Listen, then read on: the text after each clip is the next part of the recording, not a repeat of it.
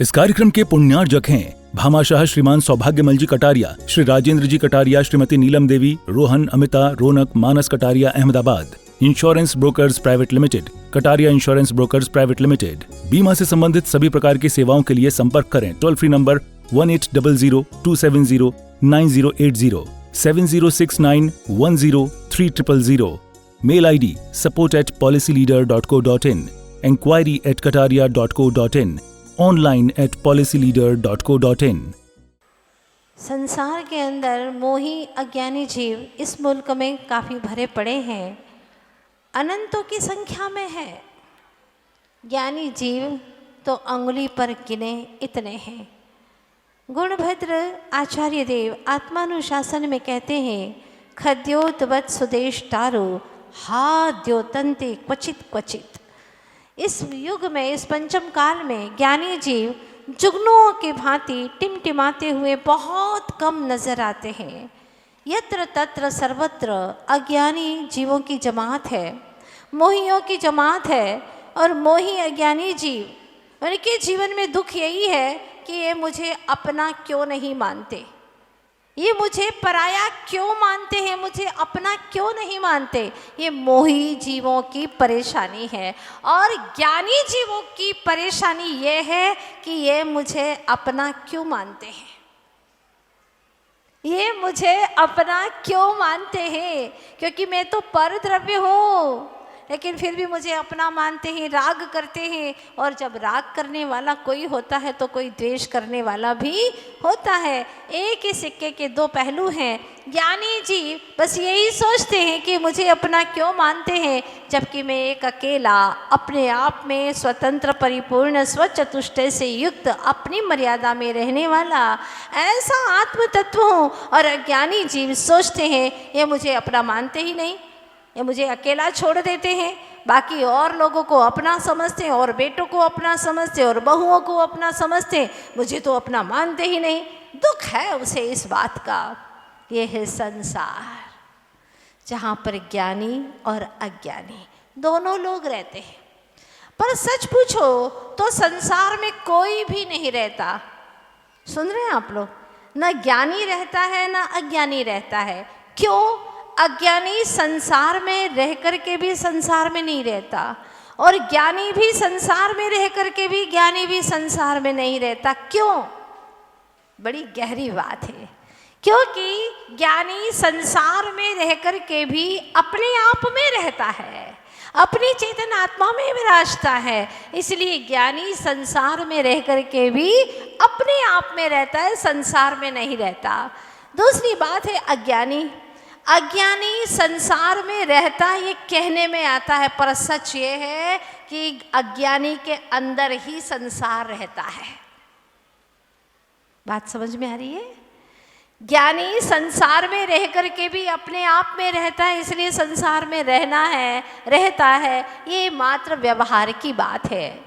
और अज्ञानी संसार में रहता है, ये कहना मात्र व्यवहार है। वास्तविकता तो यह है कि अज्ञानी संसार को अपने भीतर में रखता है। पूरा संसार बसा है मोह माया से उसका, अपने भीतर में। संसार में रहना इतना बुरा नहीं है, पर संसार को अपने में रखना बहुत बुरा है। नाव यदि पानी में हो तो तैर करके उस किनारे जा सकती है, पर नाव में ही यदि पानी आ जाए तो क्या करेंगे, कैसे तैरेंगे? हमारी दशा तो ऐसी ही थी।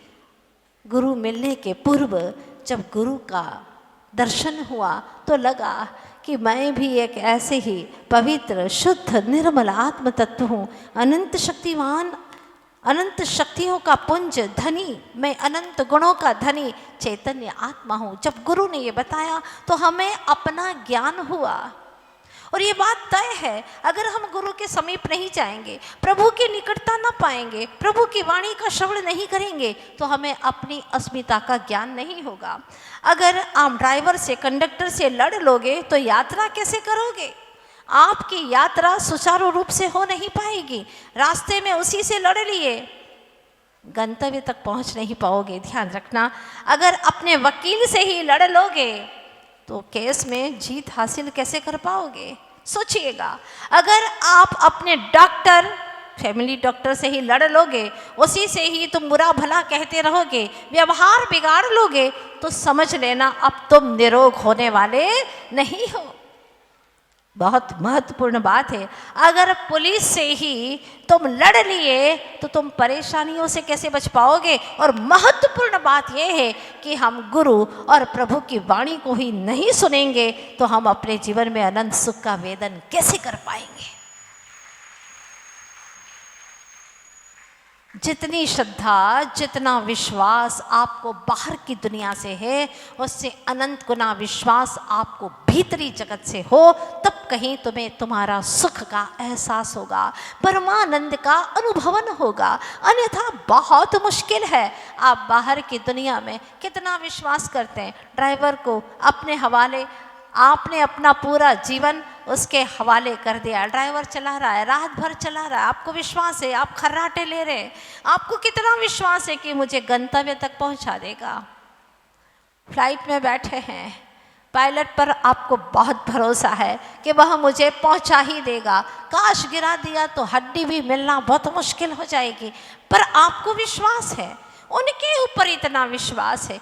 दुनिया में कितने कितने लोगों के ऊपर आपको विश्वास है, पर अफसोस है कि आपको न स्वयं पर विश्वास है और न ही स्वयंभू प्रभु के ऊपर विश्वास है।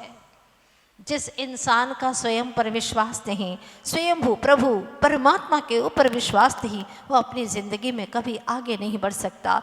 बाहर की दुनिया में लगता है कि मैं बहुत आगे बढ़ गया हूँ दुनिया को दिखाने के लिए, और दिखाने की दुनिया है कितनी सी, इतनी सी दुनिया है जितनी दिखाई दे रही आँखों से, लेकिन जो नहीं दिखने वाली दुनिया है वो तो अनंतात्मक है, जिसे आज तक देखा ही नहीं है। अपने भीतर के अनंत अनंत गुण, ज्ञान, दर्शन, सुख, चारित्र, वीर्य आदि अनंत गुण, अनंत शक्तियाँ जो मुझ में भरी पड़ी है, उसको मैं जानता ही नहीं, उसका उद्घाटन कैसे कर पाऊँगा?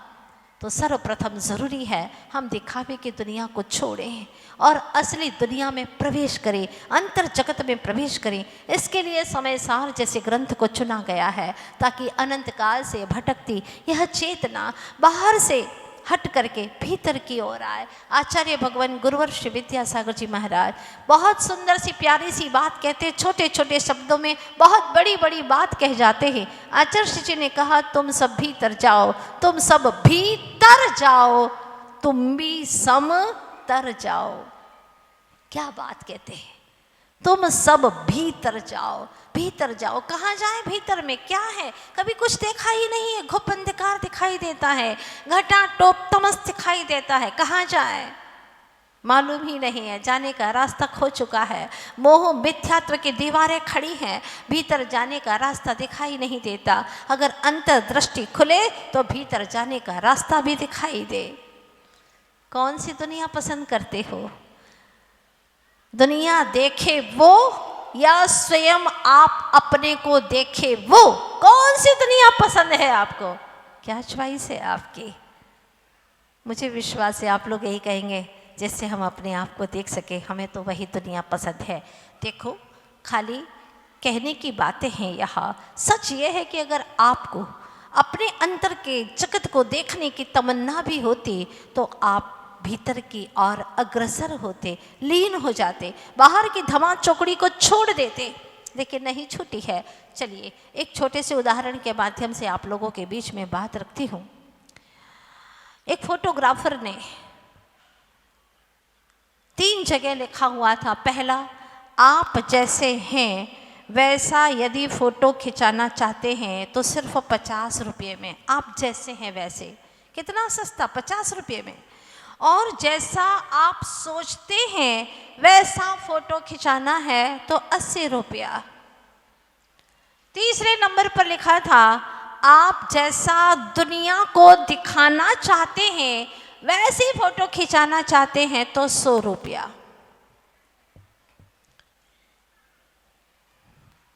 सुन रहे हैं आप लोग? हाँ, आपका मन भी यही कह रहा है, ज़्यादा भीड़ कहाँ लगी हुई थी? 100 रुपया, खर्च भी ज़्यादा। हाँ, और कौन सी फोटो खींच रही है? जैसा आप लोगों को दिखाना चाहते हैं। जैसे आप हैं वैसा नहीं, जैसा आप सोचते हैं वैसा नहीं। न जाने क्या क्या सोचते हैं। कितनी बार किसी को मारने का विचार करते हैं, किसी को गिराने का सोचते हैं, किसी को अंदर ही अंदर में गालियां देते हैं। कोई धर्मात्मा को भी कहते हैं तू चुप बैठ, बहुत दिखाता है, आगे आगे आता है, हाँ चुप बैठ जा, बहुत आगे आता है ये व्यक्ति। पता नहीं क्या क्या सोचते रहते, और जितना सोचते हैं उतना आप बोलते नहीं है। बोलते तो तोल तोल करके है, लेकिन भीतर में आपका मन बहुत सोचता है। बोलते हैं आप भीतर के भीतर अंतर जल्प में, जो सिर्फ आपको सुनाई देता है, और आपको भी मालूम नहीं कि आप दिन भर में कितने विचार करते हैं। अगर इन विचारों के अनुरूप आपकी फ़ोटो खींच ली जाए, आपको कोई भी पसंद नहीं करेगा, क्योंकि जिससे आप वचनों से कहते हैं कि हम तुमसे बेहद प्यार करते हैं, और सोच का फोटो लिया जाए, चित्र ले लिया जाए, तो समझ में आएगा कि कुछ प्यार नहीं है, सिर्फ कहने की बातें हैं। सच्चाई कुछ और है। तो सच ये हुआ कि जहाँ 50 और 80 रुपए का लिखा हुआ था, वहाँ एक व्यक्ति नहीं गया, सवेरे से शाम हो गई। लेकिन जहाँ 100 रुपये में फ़ोटो खिंचाई जा रही है, दुनिया को आप जैसा दिखाना चाहते हैं, आजकल ऐसी कई जगह हाँ फ़ोटो खिंचाई जाती है ना, तरह तरह के कपड़े रहते हैं, घोड़े पर बैठ जाते हैं, हाँ आता जाता कुछ नहीं आता। एक लात मारे तो आप नीचे गिर जाएं और पता नहीं कहाँ चले जाएं, लेकिन फिर भी आपको घुड़सवारी करके दिखाना है लोगों को। जैसे है नहीं वैसे दिखाना चाहते, वैसे हेयर स्टाइल, चेहरा एकदम इतना मासूम सा, जैसे बिल्कुल शांत हो, गऊ जैसे एकदम। बहू जब आती है ना शादी करके, इतनी धीरे धीरे चलती है, और माँ पिता सिखा देते हैं कि बेटी धीरे धीरे बोलना, हाँ एकदम ज़ोर से मत बोलना। इतनी धीरे धीरे बोलती है, धीरे धीरे चलती है, ऐसा लगता है कितनी गऊ बहू आई है घर में। हाँ बाद में पता चलता है कि शेरनी आई है दहाड़ने के लिए।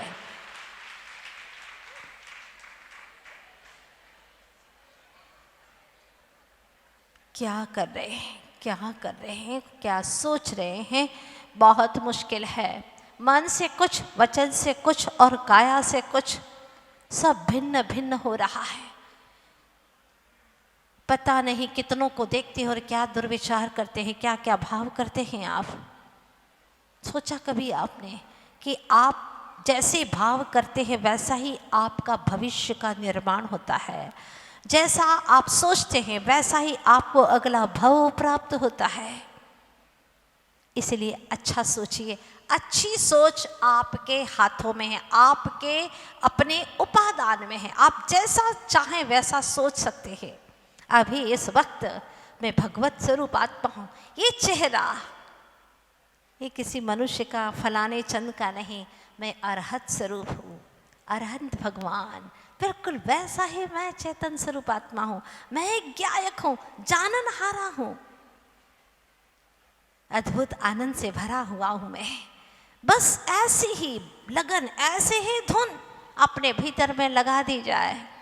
ज्ञाताने की है रुचि, ज्ञाने की मैंने धुन लगाई आत्म राम की। ज्ञाताने की है रुचि, ज्ञाने की मैंने धुन लगाई आत्म राम की। आत्म राम की हो चेतन ध्रुव धाम की। ज्ञाताने की है रुचि, ज्ञाने की, मान की नहीं, ज्ञान की, धन की नहीं, तन की नहीं, चेतन की, बस। और कोई धुन नहीं एक भव में, और पूरे भव में भी नहीं। आचार्य भगवान वादा करते सिर्फ 6 महीने के लिए धुन लगा दे अपने चेतन की, अपने ज्ञाता, अपने ज्ञायक स्वरूप की धुन लगा दे, तेरा अनंत संसार का दुख समाप्त हो जाएगा। अनंत दुख, अनंत समस्याएं सब खत्म, कुछ नहीं। अनंत अनंत सुख का भागीदार बन जाएगा चेतन। पर उसके लिए सुंदर चेहरे के नहीं, सुंदर व्यवहार की ज़रूरत होती है। प्यारा सा व्यवहार करे, चाहे दुनिया के लोगों से मिले या फिर भगवान से मिले, कोई बेईमानी नहीं। ध्यान रखना, दुनिया के लोगों से मिले तो कैसे मिले, भगवान से मिले तो कैसे मिले, और अपने आप से मिले तो कैसे मिले। 3 लोगों से मिलना होता है, एक तो दुनिया से, या फिर दूसरा देखनहारे प्रभु से, और तीसरा दृष्टा जो मैं स्वयं आत्म तत्व हूँ उनसे।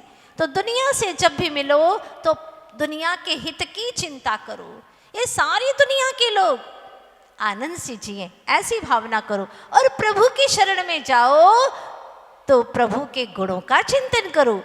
दुनिया के बीच में रहो तो दुनिया के हित का चिंतन करो। प्रभु की शरण में जाओ तो प्रभु के गुणों का चिंतन करो। और जब आंख मूंद करके अपने अंतर जगत में समाओ तो अपने आत्मा के स्वभाव का चिंतन करो। ये है जीने की टेक, ये है जीने का तरीका। और अगर इस सलीके से जियोगे तो तुम्हारे जीवन में कभी दुख नहीं आएगा।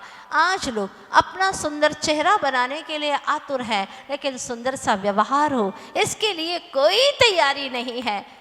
क्या दुनिया निराली है, अजब की दुनिया है। आज हम दुनिया के अंदर देखते हैं, जिसके आँखों में नींद है उसको अच्छा बिस्तर नहीं मिल पाता।